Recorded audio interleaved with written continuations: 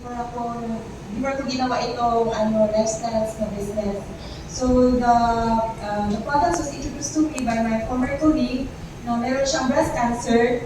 Tapos alam na yung kapatid ko is may breast cancer din. Yung breast cancer, yung sister ko, naka-undergo na siya ng surgery, ng chemo, and she was doing the regular check-ups. Tapos napansin ng doktor na kumakapal pa rin yung endometrium niya. So sabi ng doktor, if hindi mag-improve, baka next is kunin yung uterus niya.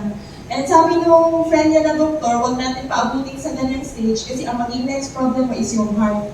So nung sinabi mo sa kapatid ko, no, why don't you try itong lifestyle, itong Intra, since ano naman siya, organic, so walang overdose, walang any side effects, kumbaga. So, she was willing to try it kasi nag-change na siya, nagawa na lahat, nag-change na siya ng lifestyle niya, yung eating habit, hindi na siya nag-meet, tapos active na rin siya, meron siya mga yoga, mga running, mountain climbing.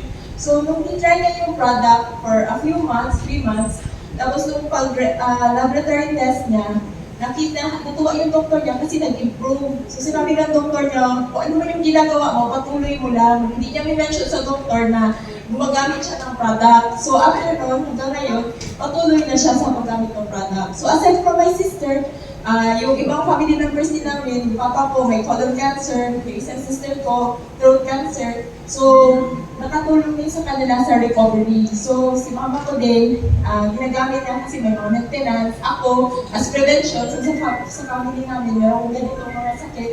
So, pag-iwas na lang din talaga kasi mas mahal na pag nagkasakit. Yes! Tapos yung kahit yung mga pamangkin ko, na mga as young as 6 and 8 years old, kasi may mga rhinitis, may asthma, nag-take na din sila ng Intra. So, ganun ka-amazing yung product natin kasi for different health changes na natulungan at na-address. Yes! So, give it a chance. Try na din yung product. So, thank you very much and good morning.